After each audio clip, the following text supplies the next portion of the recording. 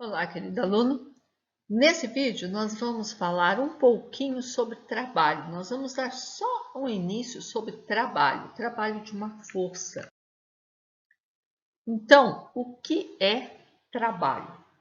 Quando a gente pensa em trabalho, você pensa em alguma coisa, em se produzir alguma coisa. Então, você vai realizar um trabalho, você está produzindo alguma coisa, né? Então, o que nos leva a pensar a palavra trabalho em uma atividade produtiva. Na física, é mais ou menos isso também. É uma grandeza escalar, né? Porque é uma grandeza, é uma coisa que você pode medir, né? E você mede o quê? Você mede energia. Mas qualquer energia? Não.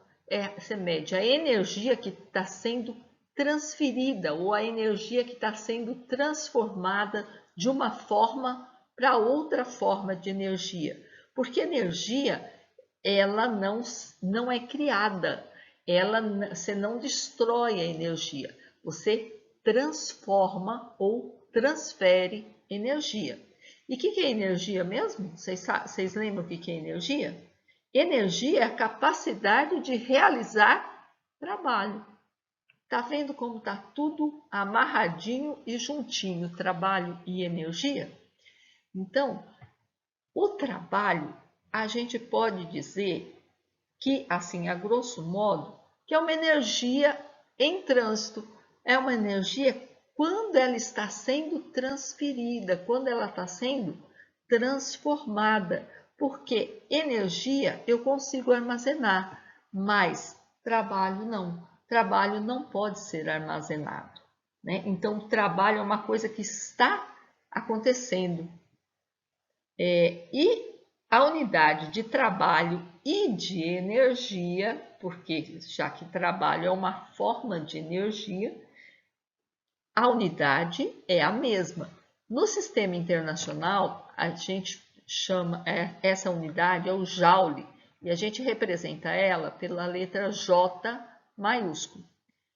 E o Joule é o resultado do produto de duas outras unidades, o Newton, que é a unidade de força, e o metro, que é a unidade de comprimento.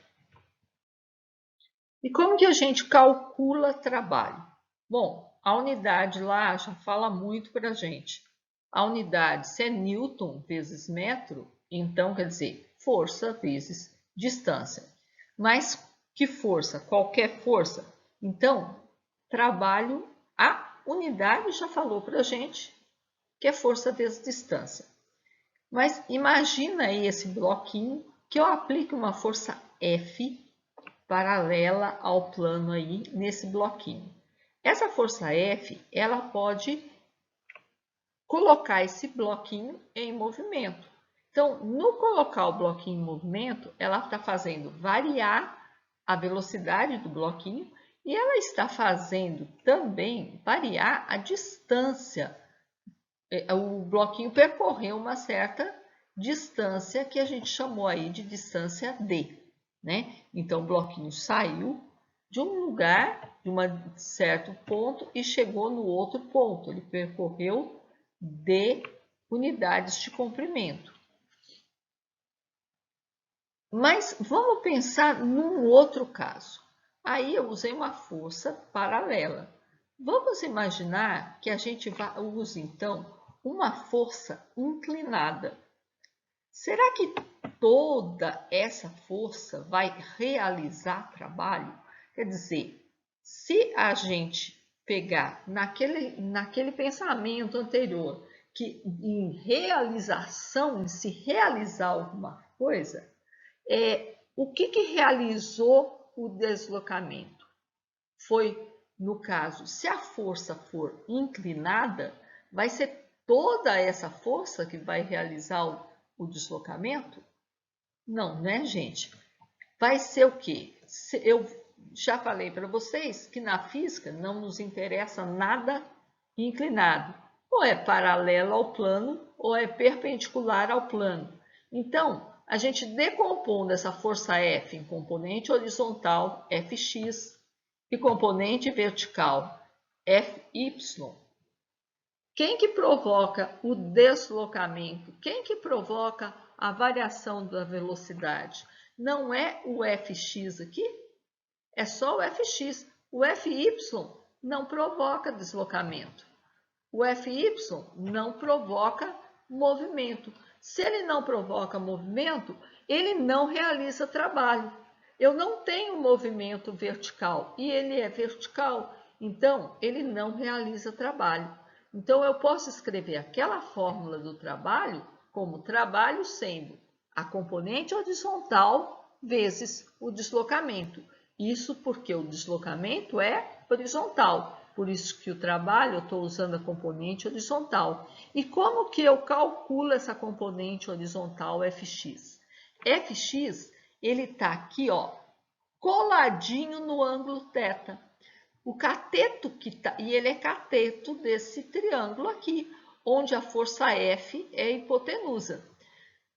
Quando o cateto está colado no ângulo e eu quero calculá-lo, eu costumo multiplicar, faço o quê? Multiplico a hipotenusa pelo cosseno. Colado, cosseno.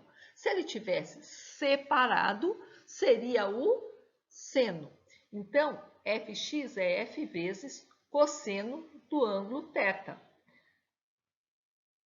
Reescrevendo, então, a fórmula do trabalho, você vai encontrar vários autores que falam que trabalho é força vezes distância vezes cosseno de θ. Eu, particularmente, não gosto de usar isso.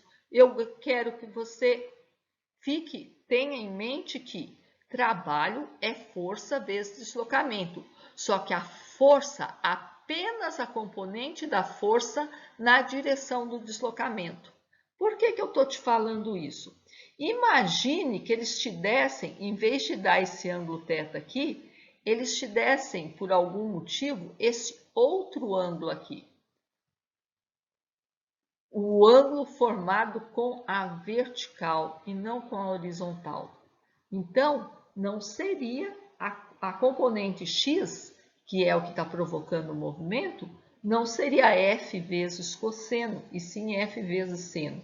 Por isso que eu acho melhor a gente guardar que é a componente da força que está na direção do deslocamento.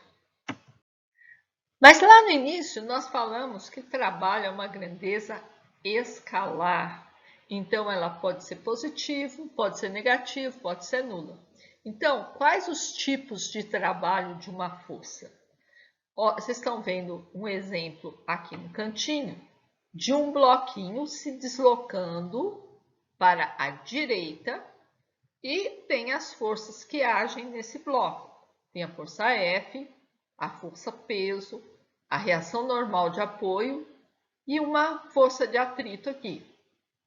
Então, eu tenho o trabalho motor, eu vou chamar de trabalho motor, aquele trabalho que está provocando o deslocamento. Então, aqui, tá vendo a força F? Ela está na mesma direção e mesmo sentido do deslocamento. Então, ela é um trabalho que a gente fala que é um trabalho positivo. Ele é um trabalho motor, ele está ajudando, ele está promovendo, vamos dizer assim, ele está trabalhando para que esse objeto adquira velocidade e percorra uma certa distância. Agora, já a força de atrito aqui, ó, a força de atrito, o deslocamento está para lá, mas ela está para o outro lado. O atrito só atrapalha, vocês lembram disso. Então, eu tenho um outro tipo de trabalho.